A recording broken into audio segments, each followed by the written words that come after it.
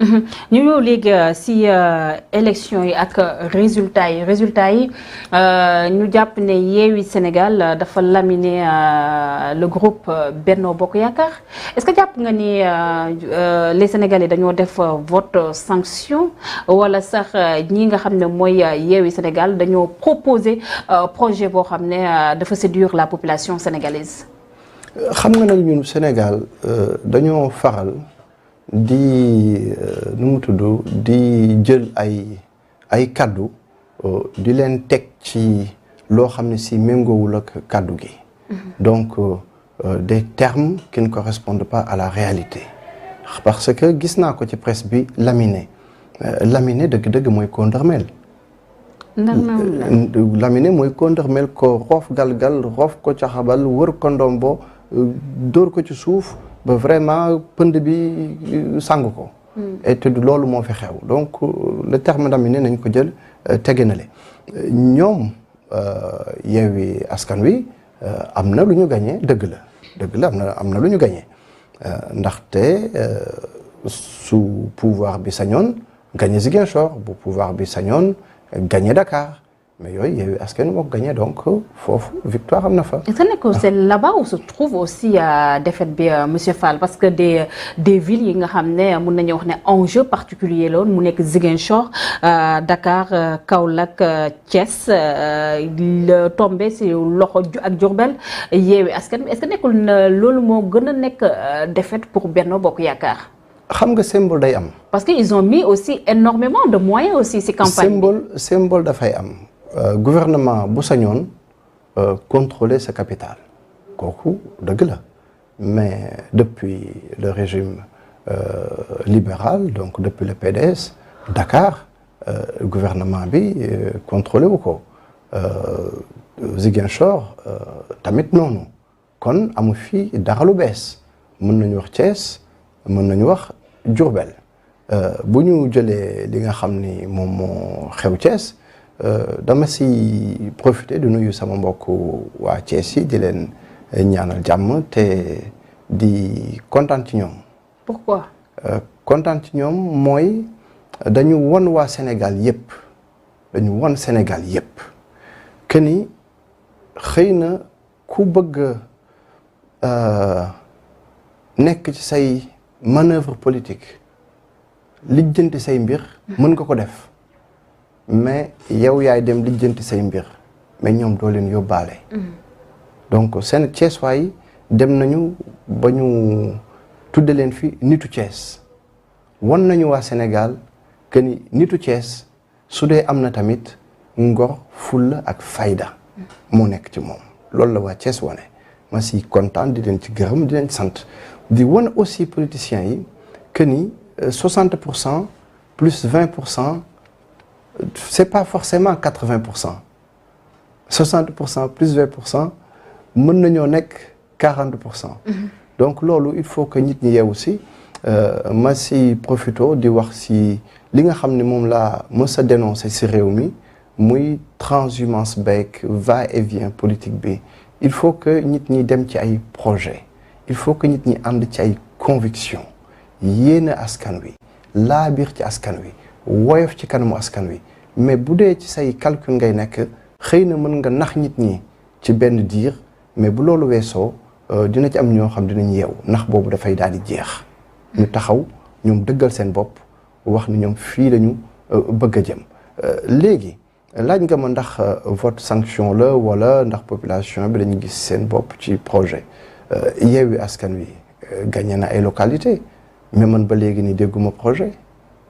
du ma contester fi nga xam ne gagné nañu fa mais dégguma projet donc jàpp naa ni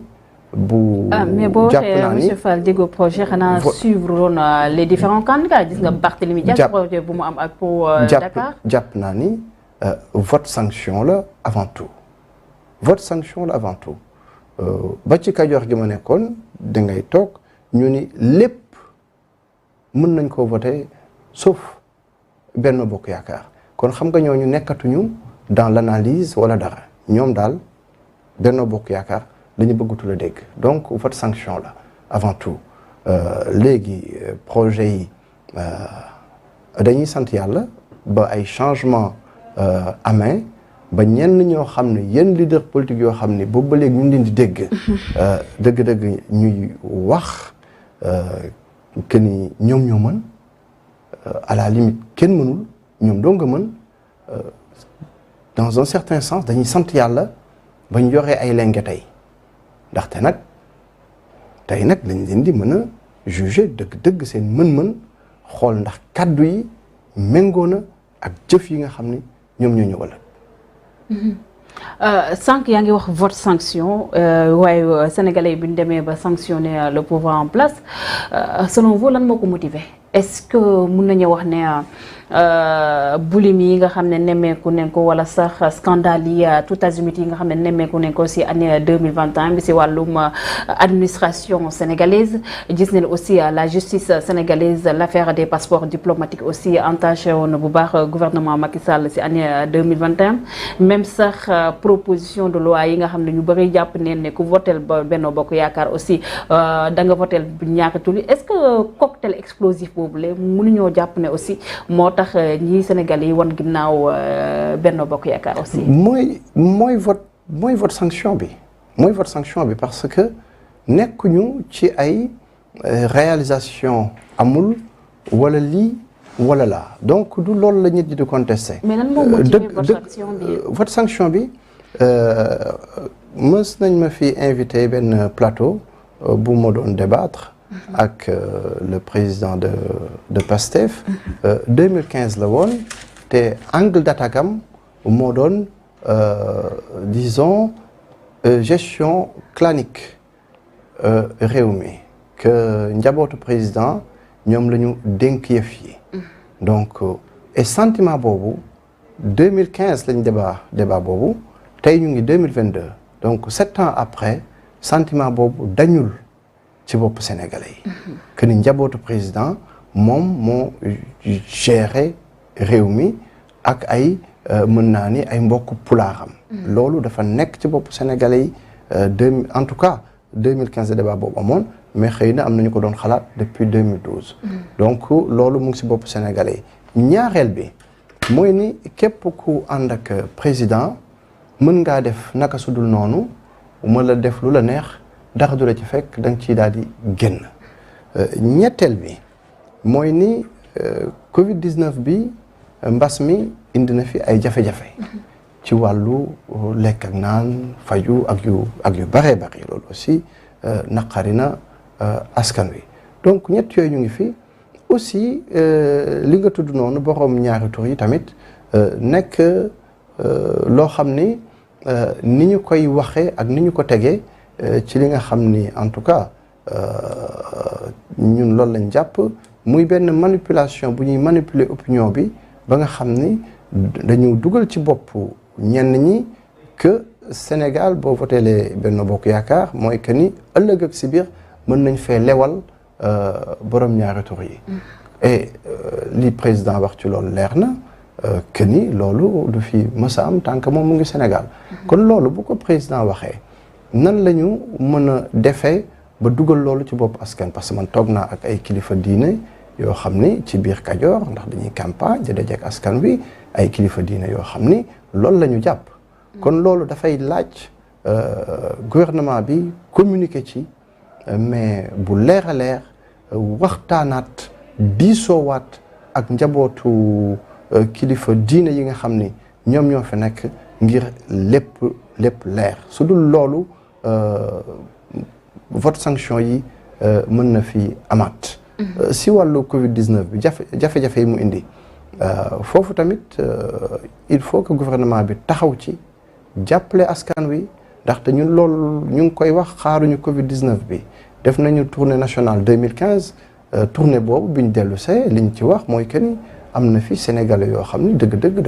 dañoo sonn lool il faut ñu taxawu leen ñooñu nag sonnoon lool 2015 bu ñu dellu see Covid bi ñëw kon jàpp nañ dafa gën a sonn Kajoor gi ma jógee mais nawet bi baaxul du tout dara amu fa te seen acteurs politiques yi nga xam ni ñoo fa nekk ay directeurs généraux nekk fi ay PCA nekk ay ministres ay députés mais amul ku ci taxaw Assemblée nationale wala taxaw ci média yi wax ni Kajoor fi ñu toll nii mais dara newu fa. donc population yi il faut ñu jàppale leen donc heureusement que pour Benno Bokk Yaakaar que moom moo fa gagné yenn localités yi mais fu mel ni Pekes Benno Bokk Yaakaar kenn mënul ni investir fa terewu ko ñàkk Pekes donc il faut vraiment ñu taxaw askan wi bu weesoo Kajoor ñi nga xam ne ñoom ñoo nekk ci réew mi sonn loolu dafa may indi ci li nga xam ne mooy 5e point bi nga xam ne moom lañ jàpp ni mooy indi jafe-jafe yi mooy ni ndimbal gi nga xam ni nguur gi mi ngi koy dimbali askan wi parce que kenn mënu koo bañal ndaxte les bourses sociales sont là di jàppale néew ju doole yi mais bourses sociales yooyu tey ji Kajoor gi nga xam ne xam naa ko bu baax am na ci ay nit ñoo xam ni dañu am ay doom ci diaspora bi ay doom yu leen di jàppale te ñooñu dañu jot ci bourse sociale bi yelloowuñu ko nit ñi xam nañu ko mu naqari leen te mënuñu ci dara donc ñi nga xam ne ñoom ñooy ay maire foofu ànd ak le gouvernement ànd ak Benno Bokk Yaakaar ñoom ci seen bopp ñoom ñooy yàq liggéeyu état bi liggéeyu gouvernement bi ndaxte bu gouvernement bi ne néew ju doole yi la nañ ko jagleel néew ju doole yi donc ñun daal jàpp nañ ni vote sanction la projet yi nag moom que ni dañu gagné sur la base de projet kooku il faut ñu xaar ba gars yi toog ndax ni ma koy waxee jeunes intellectuels yi nga xam ne ñoo nekk ci réew mi booy waxtaan ak ñoom ñu wax bindal ma projet ma leen di fàttali ni tey jii projet yomb na dugg internet copier coller ñëw teg mais loolu du suñu problème depuis l'indépendance nit ñaa ngi bind ay projet mais wax ji mooy sàmmonteeg sa kàddu li nga ni askan bi dinaa ko def boo faloo nga def ko te man projet yi may fiy gis wala ma fiy dégg doomu aadama yi nekkuñu au cœur des projets du ñoom dëgg-dëgg la nit ñi fas yéene toppatoo gisuma ko ci